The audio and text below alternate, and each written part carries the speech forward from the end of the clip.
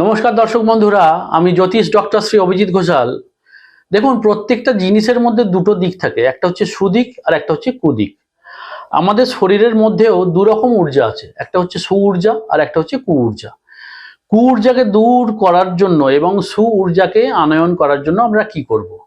প্রত্যেক দিন স্নানের জলে আপনারা একটু বুনো হলুদ, জায়ফল, লবঙ্গ এবং এলাচ, এই চারটি দ্রব্যকে নিয়ে গুঁড়ো করে আপনাদের কোনো একটি ডিবেতে রেখে দিন।